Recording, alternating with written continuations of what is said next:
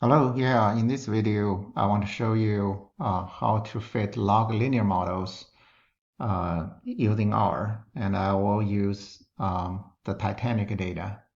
And there are three approaches I want to show you. First one is the loglm function in math library. The other one is in the base stat library, the loglin function, and also we can directly use the function glm for generalized linear model. So glm family could poisson. So first, let me load in the math function library and the VCD library for the mosaic plots for loglm objects. And we can get the data set Titanic by using data Titanic, that dataset name, and package equal to double quotes datasets. Datasets is a built-in R library with many datasets we can use. So Titanic is one of them. Okay, so Titanic is a four-way contingency table, class by sex, by age, by survived. Okay, and the table contains a few zero cells, so a small continuity correction is often used in teaching examples.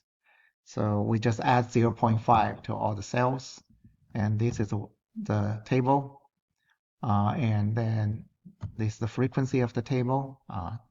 So now let's go into log linear model. The first log linear model is the AGCS. This means survival is independent of the joint distribution of class, sex, and age. And the syntax for fitting that log linear model is a loglm tiered parentheses class by time by sex plus survived data equal to Titanic CC. Okay. So this syntax saying you're gonna group AGC together and leave S that survived as independent. Okay, so we fit it, and this is if you just type M1 to give you this table, tells you the likelihood ratio or the Pearson statistic, degree of freedom, and p-value is almost 0. And you can print out more details about the contingency table, the log linear model with the one-way, two-way, or three-way interaction terms, and also plus that table already seen. So basically, this p-value is rather small, meaning the model is not really matched the underlying data very well. We can also generate a mosaic plot with residual shading. So this is what this looks like. Look on the right side, you can see the bar. It shows the Pearson residuals. You can see on the two ends, the dark blue or the red, they represent larger Pearson residuals. So there's the poor fit. And then across the different categories for the cross tabulation of this categorical variables, like survived, you got class, you got age, and you got male versus female. Okay. So the darker this gray shaded area means the poor fit, and also across all the this mosaic plot, if it's more uniform, that means the better fit. So here it is very heterogeneous, so it means this model is really bad. Okay. So here, so this is the baseline dependence model for survived. It usually fits very poorly because survival is strongly associated with class, sex, and age. Okay. And the model 2 is we're going to try AGC, AS, GS, and CS. So these allow the survival to interact with class, sex, and age. So we use loglm, so tiered up parentheses, class by age by sex plus survived times or by parentheses, class plus age plus sex. So now we have the interactions. We brought M2. Okay, so still the p-value is rather small. Let's see the Okay, the likelihood ratio Pearson statistic is much smaller now. Okay, so we can also get more detailed result, and then we can of M2, and we can also generate the mosaic plot. You can see now it's much more smaller. The residuals have become light colored, and there's still some slight trouble spots over there, but the magnitude of the Pearson residual becomes smaller. So this is a model is much more flexible than Model 1 because it allows survival to vary by each of the three factors, and it is often a major improvement of the fit. And we can continue to build more complicated loglinear models on these AGC, AS, GS, CS, and AGS. So we use M3 is the loglinear model, tiered up parenthesis class by age by sex, plus survived by parenthesis class by plus age by sex. Okay, and so this is a more complicated loglinear model. Now we look into the likelihood ratio and Pearson statistic. They're become even smaller. We had like a 101, right? Now it's a 78.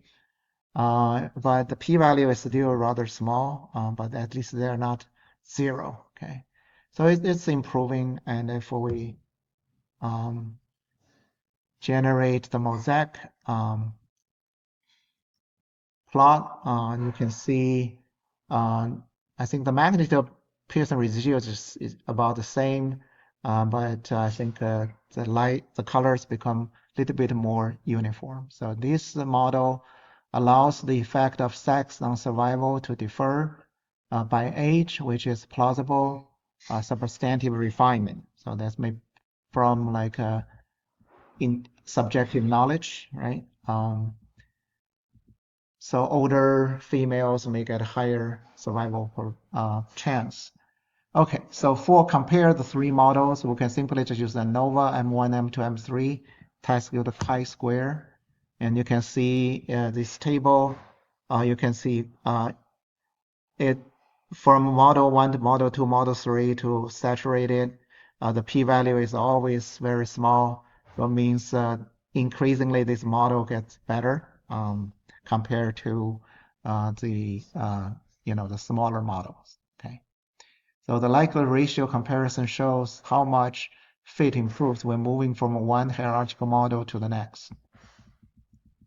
We can do similar things using loglin. Loglin works directly on the table, so we need to supply the margin structure explicitly. So here's the syntax. Loglin use the dataset Titanic CC, list this class age sex joint association among three, and then see class survive, see age survive, see sex survive, fit equal to true, and we can print out this give us the I think model predicted content tables stratified by these content categorical variables. But the shortcoming is it doesn't really have any p-values, so you have to do your own programming, want to get the p-value. But the Pearson residual statistic is 105, so still getting smaller. DF is 10, and you get still a very small p-value. So there's still the model is still not very good enough. Okay. So loglin is a lower level than loglm. It is usually when you want direct control over margins. Loglin, loglm usually easier to teaching or reporting. Okay. And we can do another way using the GLM, the generalized linear model, family for the poisson. First, you need to convert the data into the table into a data frame, and then you fit Poisson log linear model, and then you can print them out. You can get actually now you can testing the p-values for the one-way, two-way, three-way interactions. Okay. And if you want the same for SM2, you can just modify the model statement. So it's the frequency is the class by time by sex princess plus survive times princess sex class by add plus 8 plus sex family equal to poisson data equal to Titanic DF and summary of that. Okay. And you can use for diagnostics if you really want to fitted counts and Pearson residual from loglm. You use the fitted of M3, get the residuals, and you can do fitted 3 M3 and the residuals, and you can do ANOVA of this looking into this kind of a type 3 analysis, evaluate the effect of categorical variable, even if it has multiple categories. Look like they're all significant. Okay, so okay, I think the purpose of this video is to show you there's 3 ways you can implement log linear models using R. Okay, and yeah, I think this annotated and tested working R codes will be shared in the comments, and in the future, I will move it to GitHub Gist.